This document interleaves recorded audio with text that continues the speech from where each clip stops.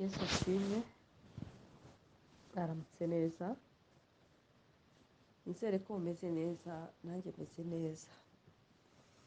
Igitondo cyiza, icyumweru cyiza cy'umugisha, reka dusenge dushima Imana kuko iki cyumweru cyiza Imana yaduhaye, no ku cyumweru kirangiye amahoro, tubwire ngo Mana warakoze kubana natwe, muri iyi mihanda iba yuzuyemo ibimodoka byinshi, yego, Imana yarakoze kubana natwe, abana bacu baba bagiye mu mashuri ntibagire icyo baba, ni ukuri Imana yaraturinze.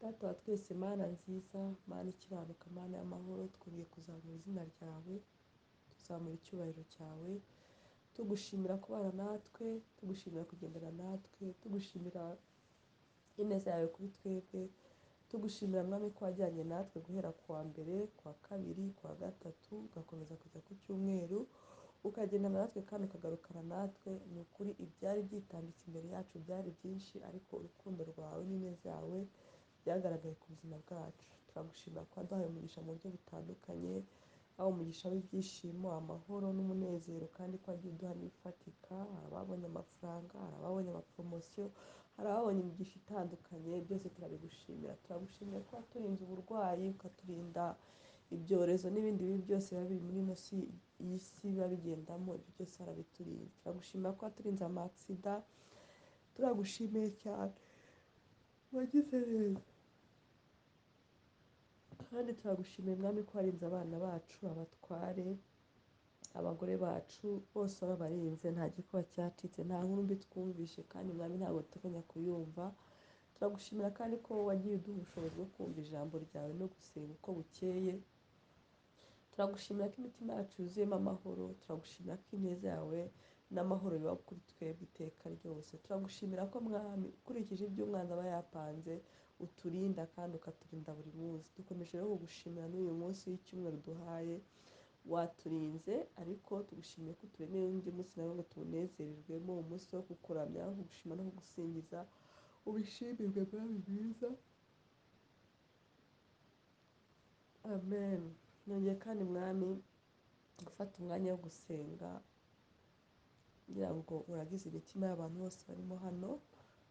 Imitima yacu Mwami turayiguhaye, turayikugororeye, ubanze uyoze, uyeze, uyogeshe amaraso yawe yera, amaraso yawe yoza imitima yacu, amaraso yawe ajye mu mitima yacu indani, mu nguni aho umwijima uba, akureyo akantu kose akoze, agatunganye kavemo. Amaraso yawe yoza imibiri yacu, amaraso yawe yoza ibitekerezo byacu, amaraso yawe yoza ibirenge byacu, amaraso yawe yoza ibiganza byacu. Ahari aho twakandagiye, ahari ibyo twavuze, ijambo ryaravuga ngo mu magambo menshi ntaburamo ibicumuro, hari ibyo twafashe bitari ngombwa, ahari aho twahumanye, ariko amaraso yawe arahari kandi ntajya asaza.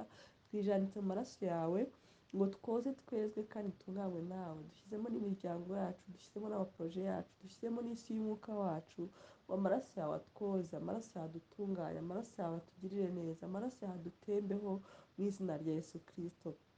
Mwami ijambo ryarambwira ngo ibintu hafi ya byose uhereye kera kose byezwa n'amaraso. Amaraso yawe cyane cyane yoze ururimi rwacu, yoze n'imitima yacu, yoze n'imibiri yacu, aho twahumanyije, aho twiyanduje Mwami tutabiteganyije, amaraso yawe atwoze, amaraso yawe atweze kandi adutunganye mu izina rya Yesu Kristo. Dukomeje kandi kwinginga dusaba ngo imbaraga z'umwuka wera zuzure imitima yacu. Mwami Yesu turakwinginze, rimwe waravuze ngo ese ngo umwami Imana azabura ate guha umwuka wera abawumusaba. Mwami Yesu turagusabye ngo utwuzemo umwuka wera, umwuka wera w'ubuzima muri twebwe, abe mu mitima yacu, abe mu mikorere yacu, impano z'umwuka wera zibe muri twe. Mwami tugenda twumve presence y'umwuka wera, twicaye twumve presence y'umwuka wera, Mwami dusinziriye umwuka wera wari muri twebwe. Ijambo ryawe rirambwira ngo kuko abayoborwa n'umwuka wera ari bo bana b'Imana. Uduhe kuyoborwa n'umwuka wera muri gahunda zacu za buri munsi, umwuka wera atubere nk'uko wamuduhaye. Waratubwiye ngo uwo nguwo azabamenyesha ibyenda kuba, uwo nguwo azababwira icyo kuvuga igihe muzaba muri mu nkiko, uwo nguwo azemeza ab'isi iby'ibyaha, uwo nguwo azababera umukansara, azabera umu advocate, uwo nguwo azadufasha mu nama zose. Reka umwuka wera yuzure imitima yacu, reka umwuka wera yuzure imibiri yacu, reka umwuka wera dutembeho, reka umwuka wera atebe mu mitima yacu mu izina rya Yesu Kristo. urakoze cyane mwami ko uduhaye imbaraga z'umwuka wera. Reka mwami kandi twakire n'impano z'umwuka wera, kuko ijambo ryawe rirambwira ngo dore ibimenyetso bizagumana n'abizera. Ntabwo ari ukuvuga ngo ni ibintu bigize, ahubwo ni itegeko, itse masita, kugumana n'uwizera wese. Ngo azakandagira icyica, azakandagira inzoka na sikorupiyo, azarya icyica ntikizamwica, ngo azarambika ibiganza ku barwayi bakire, azirukana dayimoni igende. Mwami Yesu turakwinginze mu impano z'umwuka zikorererwe muri twebwe, zuzurijwe muri twebwe. Ijambo ryarambwira ngo nk'uko umwuka abishaka aha bamwe umwuka w'ubwenge, abandi abaha umwuka wo kumenya. Mwami ndasabira abari muri twebwe bamwe abaha umwuka w'ubwenge, ariko navuga ngo twese duhe umwuka w'ubwenge, twese duhe umwuka wo kumenya, twese duhe umwuka wo kwizera, twese duhe umwuka mwami wa discernation, twese duhe umwuka mwami wo guhanura, twese umwami duhe umwuka w'indi mishya, kuko ariyo kimenyetso kizagaragaza ko dufite umwuka wera. Twese duhe umwuka mwami wo gufasha, imbaraga z'umwuka wera n'impano z'umwuka wera zibe muri twebwe. Mwami twongeye no gusaba ngo twuzemo kwera imbuto, kuko ijambo ryawe rirambwira ngo abanjye muzabamenyera ku mbuto bera. Reka utwuzemo kwera imbuto, reka mwami utubonye wese ajya avuga ati ni ukuri ukuntu bagenda, ukuntu bavuga n'ukuntu bitwara ni aba Kristo. Ijambo ryawe rirambwira ngo tugire imigenzo myiza mu bapagani, kugira ngo umunsi wo guhindukirwa kwabo bazavuga bati ni ukuri uriya yari azi Imana. Mwami dushoboze kugira imigenzo myiza, dushoboze kubaho nk'abatariho, dushoboze mwami kwihangana, dushoboze mwami, kumwe watubwiye umwe nakubita urushyi hano uzahindukira rukubite hirya.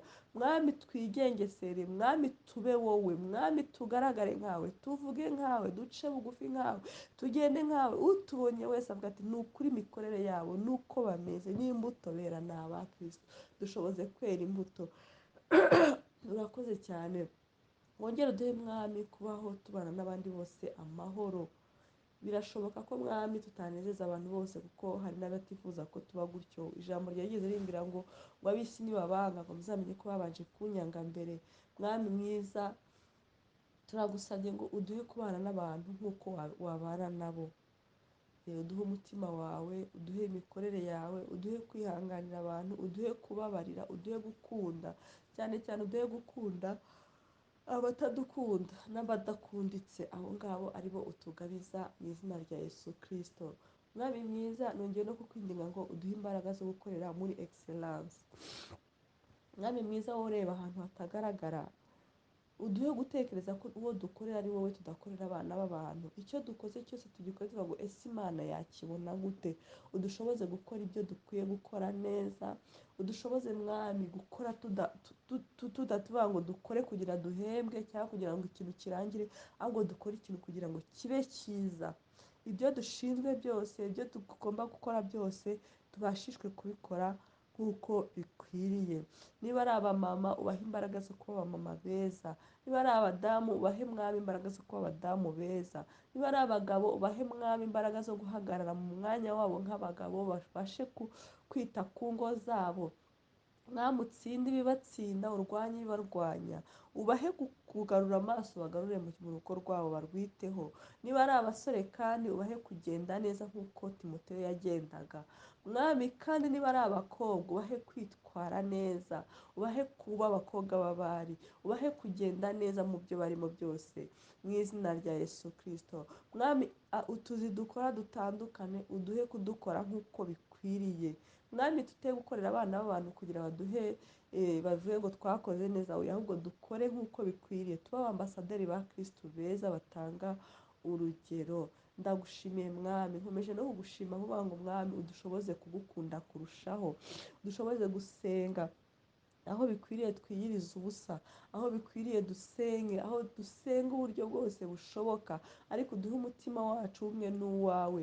Ibyo wiyumvira mwami tubashe kubimenya, mwami tubashe kumenya inzira ducamo, tubashe kukuyoboza inzira, tubashe kukuramya, tubashe kugusingiza, tubashe kugushimira, tubashe mwami kumenya amakuru yawe no kukwitaho muri byose, mu izina rya Yesu Kristo. Ijambo ryawe hamwe ngo mushake ubwami bwose bw'Imana no gukiranuka, ibindi byose bizaza bibakurikiye. Dushoboze gushaka ubwami bwawe kandi dushoboze gusiganwa neza.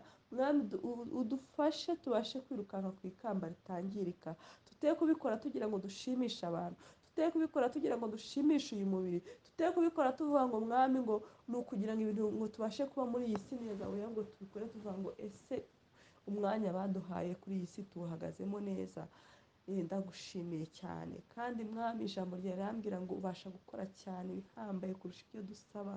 Mwami, wabasha kuduha gukiranuka bikwiriye, wabasha kuduha kwezwa, wabasha kuduha umugisha wawe, wabasha kuduha mwami ibyo tukwifuzaho, wabasha no kuduha ibirenze ibyo dusaba muri iki gitondo, mu izina rya Yesu Kristo. Urakoze cyane mwami, urakoze cyane mwami, urakoze cyane, urakoze cyane.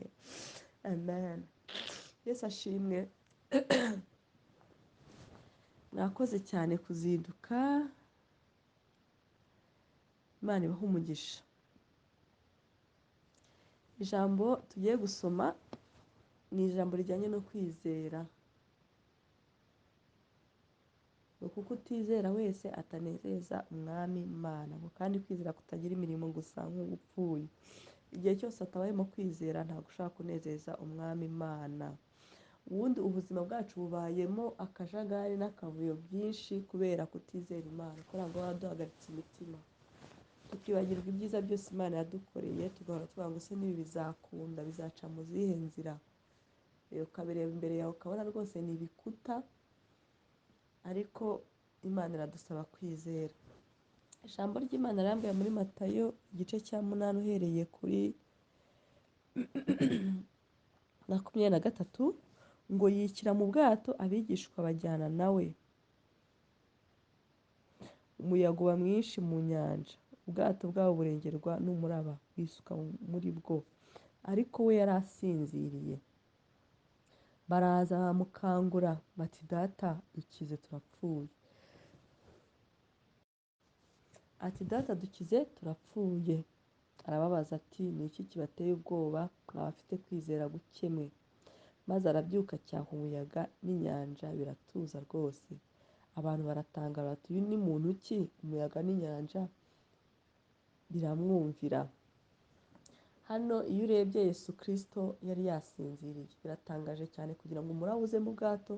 Iyo tureba mu mafilime tubona ukuntu byagenze, umuraba waraje koko, ubwato bukajya busimbuka bukagera hariya, bugasimbuka bukagera hariya, ariko we yabashije kugira ibitotsi byinshi kandi yabashije kugira ibitotsi byinshi. Noneho ba Petero batangira gutaka, kandi batangira gutaka cyane, sibyo?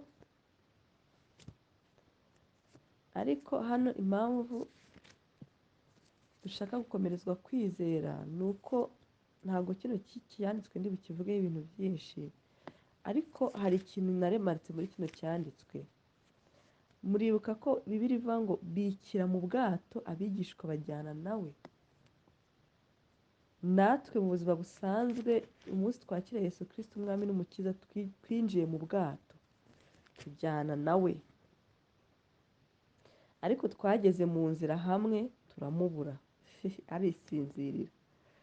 Noneho bano baranamubonaga mu bwato baryamanye nawe, bari kumwe nawe bamubonesha amaso. Noneho ikindi kimenyetso cyari kubaha imbaraga ni ukuntu yasinziriye bamureba, baramurebaga. Ariko twebwe ntabwo tujya tugira amahirwe yo kumureba ngo tubone aryamye mu bwato turi kumwe nawe. Gusa icyo aba ashaka ni uko twibuka ko twinjiranye nawe mu bwato, sibyo?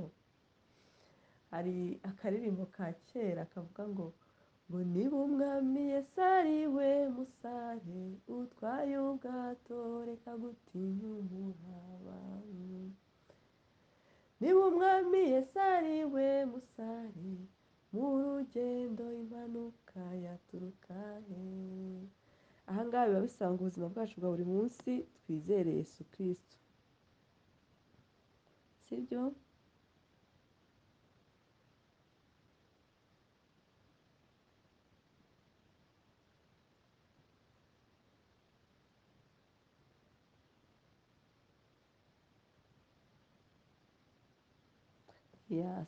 Kuri ino verisiyo yo muri Mariko iravuga ngo nuko muri uwo munsi bugorobye arababwira ati, twambuke tujye hakurya.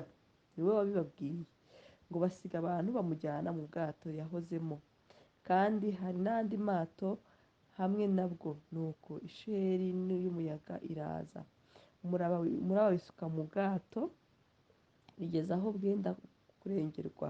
Yesu yari asinziriye aryamye ibwerekeza yiseguye umusego. Ibazera umuntu wari wiseguye, ni ukuvuga ngo aho yari ari we nta n'ubwo uyu muraba wamugezeho. Baramukangura baramubaza bati mwigishwa ntubyitayeho ko tugiye gupfa? Akangutse acyaha umuyaga abwira inyanja ati ceceka utuze. So umuyaga uratuza, inyanja iratungana rwose. Arababaza ati niki kibatera ubwoba, ntimurizera? Ni nkaho yabaje ntimurizera ko twajyanye muri uru rugendo? Baratinya cyane baravuga bati mbega uyu ni muntu ki utuma umuyaga n'inyanja bimwumvira? Twebwe noneho rero ikintu gitangaje, mu bigeragezo twaba dufite haba harimo nka kimwe wenda gishyashya, ariko ibindi byose biba ari ibigeragezo twigeze gucaho mu gihe cyatambutse tukabitambukamo amahoro. Aho ugasanga twataye kwizera kugeza aho Yesu avuga ati ariko se ntimuranyizera ko nakoze na bya bindi, ntimuranyizera?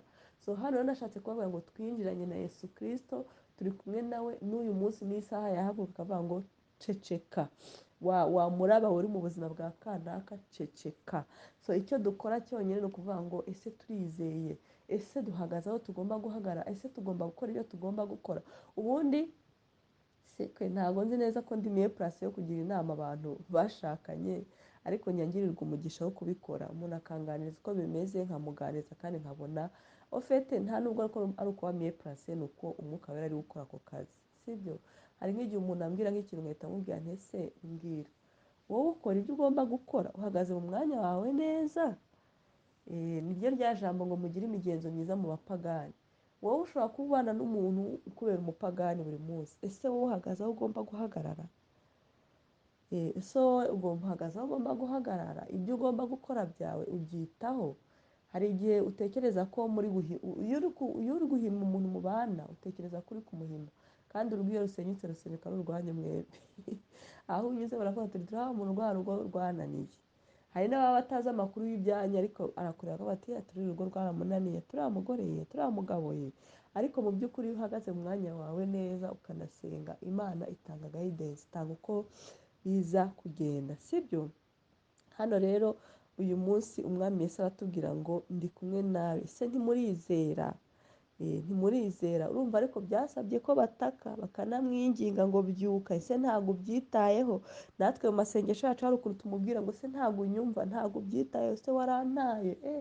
Hari igihe ikigeragezo kikurya neza neza ukavuga uti Imana.